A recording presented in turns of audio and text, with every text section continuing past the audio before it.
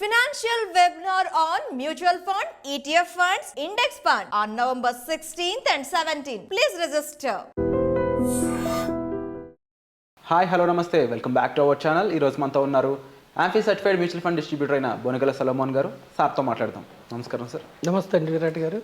Previous ఎపిసోడ్స్లో అసలు mutual funds అనేవి అండ్ ముఖ్యంగా ఈక్విటీ మ్యూచువల్ ఫండ్స్లో పేదవాళ్ళకి మధ్యతరగతి వాళ్ళకి ఎటువంటి ఆప్షన్స్ ఉన్నాయి, అసలు ఎందుకు ఇన్వెస్ట్మెంట్ స్టార్ట్ చేయాలి, వాట్ ఈస్ వాట్ అనే దానికి ఒక రీజనింగ్ అనేది మీరు ఇవ్వడం జరిగింది. బట్ నా క్వశ్చన్ ఏంటి అంటే, అసలు ఈక్విటీ మ్యూచువల్ ఫండ్స్కి క్యాస్ట్ క్రీడ్తో సంబంధం లేకుండా ఎవరు ప్రాపర్గా ఇన్వెస్ట్మెంట్ స్టార్ట్ చేసుకోవచ్చు, ఎలాంటి వాళ్ళకి ఇవి ఏ విధమైన అడ్వాంటేజెస్ బెనిఫిట్స్ ఇస్తాయి, అట్ ది సేమ్ టైం ఎలాంటి తప్పులు చేస్తే ఇందులో కూడా నష్టపోయే అవకాశాలు ఉంటాయంటారు, కొంచెం జాగ్రత్తలతో సహా మొత్తం ఇన్ఫర్మేషన్ చెప్తారని అడుగుతున్నాను సార్. విరాట్ గారు మంచి క్వశ్చన్ అడిగారండి. ఇప్పుడు మనం పేదవారిని మధ్యతరగతి వారిని చక్కగా ఇన్వెస్ట్ చేసుకోండి. సేవింగ్స్ ట్రేడింగ్ కంటే కూడా ఇన్వెస్ట్మెంట్ చేయండి. ఇన్వెస్ట్మెంట్ చేస్తే 30 నుంచి 50 కంపెనీలో డైవర్సిఫైడ్ పార్ట్ ఓనర్ అవుతారు. మీకు లాంగ్ పీరియడ్లో వెల్త్ జనరేట్ అవుతుంది. ఇక్కడ ఎవరు ఇన్వెస్ట్ చేయొచ్చు అంటే, మన భారతదేశంలో ఉన్నవారు ఎవరైనా ఇన్వెస్ట్ చేయొచ్చు. ఈవెన్ బయట ఉన్నవారు కూడా, ఎన్ఆర్ఐలు కూడా ఇన్వెస్ట్ చేయొచ్చు. అయితే కొన్ని ఎన్ఆర్ఐలకి కొన్ని కంపెనీస్ రిస్ట్రిక్షన్స్ పెట్టినాయి. ఓకేనా విరాట్ గారు? అయితే భారతదేశంలో ఉన్నవారు ఎవరైనా ఇన్వెస్ట్ చేయొచ్చు. వాళ్ళకి పాన్ కార్డు ఉండాలి, అడ్రస్ ప్రూఫ్ ఆధార్ ఉండాలి, తర్వాత బ్యాంక్ అకౌంట్ ఉండాలి. మనం అకౌంట్ నుంచే మ్యూచువల్ ఫండ్స్లో మనం క్యాష్ ట్రాన్సాక్షన్స్ ఏమి ఉండవు, అకౌంట్ నుంచే ఉంటాయి. సో క్యాస్ట్ డిఫరెన్స్ ఏమి ఉండదు, జెండర్ డిఫరెన్స్ ఏమి ఉండదు, ఎటువంటి యొక్క వివక్ష ఉండదు. మన దేశం ఇస్తున్న మంచి అవకాశం ఏంటంటే, ఎవరైనా చదువున్నా లేకపోయినా, ఏ రిలీజియన్ అయినా, ఏ ప్రాంతం అయినా కానీ మనం మ్యూచువల్ ఫండ్లో ఇన్వెస్ట్ చేసుకోవచ్చు. అయితే చేయవలసిన పనులు ఏమిటంటే, మ్యూచువల్ ఫండ్స్లో షార్ట్ పీరియడ్లో అద్భుతాలు జరగవు. దీర్ఘకాలంలో 10%, 12% వస్తే కూడా పవర్ ఆఫ్ కాంపౌండింగ్ వల్ల, పవర్ ఆఫ్ కాంపౌండింగ్ అర్థం ఏమిటి? వడ్డీ మీద వడ్డీ, వడ్డీ మీద వడ్డీ. దీని వలన అద్భుతాలు జరుగుతాయి. షార్ట్ పీరియడ్లో నష్టాలు వస్తాయి. నేను ప్రజలకు చెప్తుంది ఏమిటంటే, ఈక్విటీ మ్యూచువల్ ఫండ్స్ అనేవి రిస్క్తో కూడుకున్నవి. రిస్క్ అంటే ఏమిటంటే, మనం పెట్టే ప్రిన్సిపల్ కిందకి వెళ్తుంది, డౌన్ అవుతుంది. ఎంతన్నా పెట్టండి, ఒక 1000 రూపాయలు పెట్టాము, మనం పెట్టిన తర్వాత మార్కెట్ డౌన్ అయితే 1000 రూపాయలు 900 కూడా అవుతుంది. లంసం పెట్టాము, 1,00,000 పెట్టాము, 90,000 కూడా అవుతుంది. రిస్క్ ఉంటుంది. రిస్క్ ఎందుకు ఉంటుందంటే, మనం గత ఎపిసోడ్లో చెప్పుకున్నాం, ఎందుకు? ఓనర్షిప్ కాబట్టి రిస్క్ ఉంటుంది. అయితే మార్కెట్స్లో ఒక కంపెనీ యొక్క షేర్ ఎప్పుడు నెట్ ప్రాఫిట్స్ బాగుంటేనే ముందుకెళ్తుంది. కానీ కొన్ని సందర్భాల్లో మన చీటికి మాటికి, అమెరికాలో జలుబు చేస్తే మనకు దగ్గు వస్తుంది, ప్రపంచ మార్కెట్లో బాగాలైతే మన మార్కెట్ డౌన్ అయింది. ఇదంతా మార్కెట్స్ అనేవి ఇంటర్ రిలేటెడ్. క్రూడ్ ఆయిల్ దగ్గర నుంచి, డాలర్ దగ్గర నుంచి దానికి ఇంటర్ రిలేటెడ్. కాబట్టి చీటికి మాటికి మార్కెట్స్ అప్ అండ్ డౌన్స్ అవుతాయి. అందుకే మనం ఏం చెప్తున్నామంటే, షార్ట్ పీరియడ్ కోసం ఈక్విటీ మ్యూచువల్ ఫండ్స్కి రావద్దు. వస్తే ఈక్విటీ మ్యూచువల్ ఫండ్స్ కాకుండా లిక్విడ్ ఫండ్స్, డెట్ ఫండ్స్ ఉంటాయి, అవి షార్ట్ పీరియడ్కి. లిక్విడ్ ఫండ్స్కి, డెట్ ఫండ్స్కి వస్తే ధనవంతులు కాలేము. ఎఫ్డీ కంటే కొంచెం ఎక్కువ వస్తుంది, ధనవంతులు కాలేము. ఈక్విటీ మ్యూచువల్ ఫండ్స్లో దీర్ఘకాలంలో ధనవంతులు అయ్యారు. సెన్సెక్స్ 1,00,000 రూపాయలు 45 ఏళ్ళు 8 కోట్లు అయింది. సో ఈక్విటీ మ్యూచువల్ ఫండ్స్లోకి వస్తే ఒక ఆర్డినరీ పీపుల్, యూత్ ధనవంతులు అయ్యారని ప్రూవ్ చేయబడింది. ఈక్విటీ అనేది అసెట్. రియల్ ఎస్టేట్ ఎలాగో ఈక్విటీస్లో వచ్చిన వాళ్ళకి కోట్లు, లక్షలు వచ్చాయి. సో ఈక్విటీ మ్యూచువల్ ఫండ్ రండి, కానీ చేయకుండా పనులు ఏమిటంటే, షార్ట్ పీరియడ్ కోసం రావద్దు. ఒక లక్ష్యం పెట్టుకుని రండి. ప్రతి మనిషికి ఉండే లక్ష్యం రిటైర్మెంట్ అండి. యూత్కి యవ్వనంలో మనం రిటైర్మెంట్ గురించి ఆలోచించాం, కానీ లైఫ్ అయితే లీడ్ చేయాలి కదా.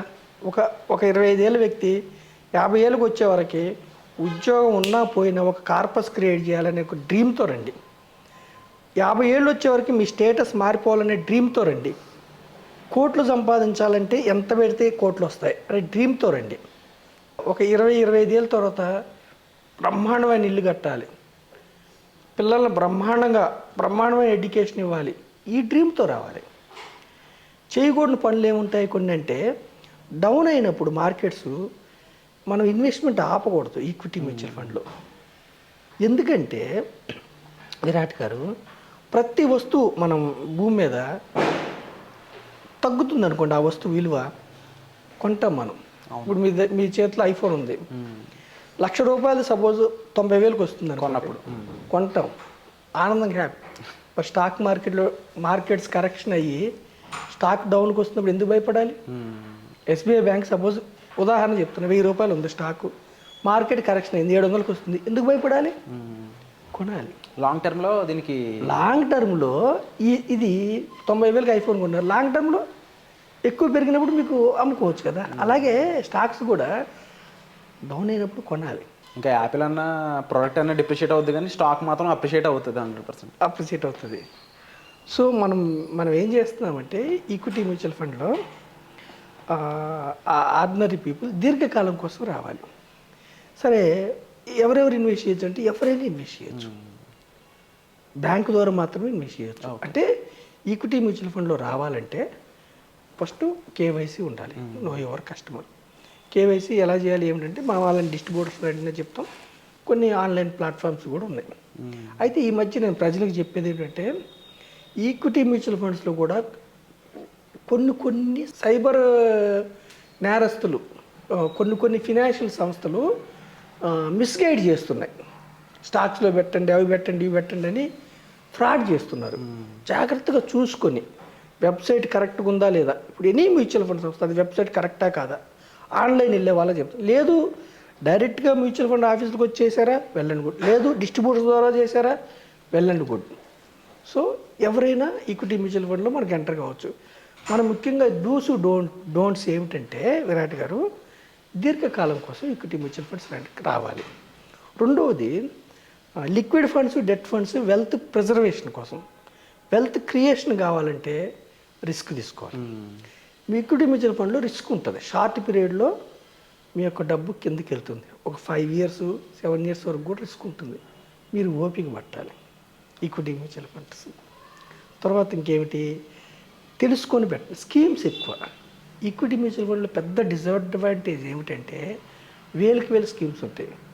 సో మనం ఏం చెప్తున్నామంటే సామాన్యమైన ప్రజలకి డైవర్సిఫైడ్ ఈక్విటీ మ్యూచువల్ ఫండ్ అంటే అన్ని రంగాల్లో పెట్టాలి.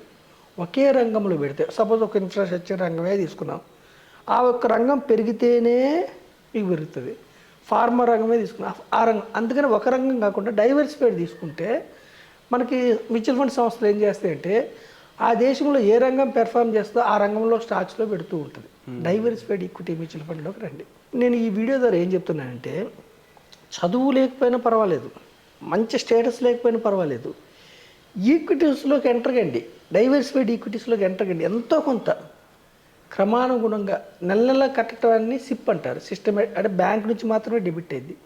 ఏక మొత్తంలో కట్టడాన్ని లంసం అంటారు. ఒక దీర్ఘకాలం ఉండండి, ఒక డ్రీమ్తో రండి. ధనం సంపాదించాలన్న డ్రీమ్ ఉంటేనే మీరు ఈక్విటీ మ్యూచువల్ ఫండ్కి వస్తారు. రిస్క్ ఉంటుంది, రిస్క్ కంపల్సరీగా ఉంటుంది. రిస్క్ అంటే ఏమిటంటే మీ యొక్క అసలు కిందికి వెళ్తుంది. సో మీరేం చేస్తారు, దీర్ఘకాలం కోసమే రండి. మీకు ఎమర్జెన్సీలో మరి ఎలా అన్నారనుకోండి, మీరు సపోజ్ మీ దగ్గర ఒక 1,00,000 ఉందనుకోండి, ఒక 10,000 లిక్విడ్ ఫండ్లో డెట్ ఫండ్లో పెట్టుకోండి ఎమర్జెన్సీ కోసం. దీర్ఘకాలం కోసం ఈక్విటీ మ్యూచువల్ ఫండ్. రెండవది ఏమిటి, ఎమర్జెన్సీ మనకి జనరల్గా ఏముంటాయి, హెల్త్ ఇన్సూరెన్స్ ఉంటాయి. కంపల్సరీ హెల్త్ ఇన్సూరెన్స్ పాలసీ తీసుకోండి, ఎలాగోలా తీసుకోండి. టర్మ్ ఇన్సూరెన్స్ తీసుకోండి, పెద్దకి ఏమన్నా అయితే ఇబ్బంది రాకుండా. సో మనం ఏం చెప్తున్నామంటే దీర్ఘకాలం రండి, డిస్ట్రిబ్యూటర్స్ ద్వారా ఎంటర్ కండి, లేదంటే డైరెక్ట్గా మ్యూచువల్ ఫండ్ ఆఫీసులకి వెళ్ళి ఎంటర్ కండి. డైవర్సిఫైడ్ ఈక్విటీ మ్యూచువల్ ఫండ్ తీసుకోండి. సెక్టార్ ఫండ్స్ నాలెడ్జ్ ఉంటేనే తీసుకోండి, లేకపోతే సెక్టార్ ఫండ్స్ అంటే ఒకే సెక్టార్లో.